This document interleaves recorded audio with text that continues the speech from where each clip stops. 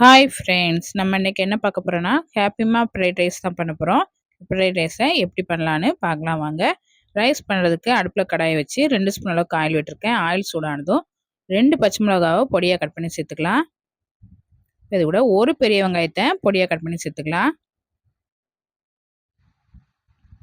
வெங்காயத்தையும் பச்சை மிளகாவையும் நல்லா வதக்கி விட்டுடலாம். வெங்காயம் நல்லா வதங்கிருச்சு. இது கூட ஒரு ஸ்பூன் அளவுக்கு இஞ்சி பூண்டு பேஸ்ட் சேர்த்து இஞ்சி பூண்டோட பச்சை வாடை போகிற வரைக்கும் நல்லா வதக்கி விட்டுடலாம். இப்போ இது கூட 5 பீன்ஸை கட் பண்ணி வச்சுருக்கிறேன். ஒரு கேரட்டையும் கட் பண்ணி வச்சுருக்கிறேன். இப்போ கேரட்டையும் பீன்ஸையும் சேர்த்து நல்லா வதக்கி விட்டுடலாம். இப்போ கொஞ்சமாக உப்பு சேர்த்துக்கலாம். உப்பு சேர்த்து நல்லா வதக்கி விட்டுடலாம். இப்போ இது கூட ஹேப்பிமா ஃப்ரைட் ரைஸ் மிக்ஸ்லேருந்து ஒரு ஸ்பூன் மட்டும் சேர்த்து நல்லா கலந்து விட்டுடலாம்.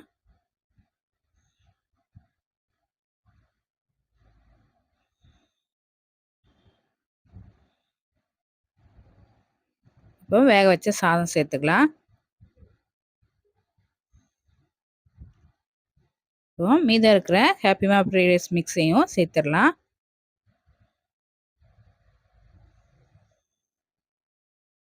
சேர்த்து சாதத்தோடு நல்லா கலந்து விட்டு ஒரு நிமிஷத்துக்கு நல்லா வேக வச்சிடலாம்.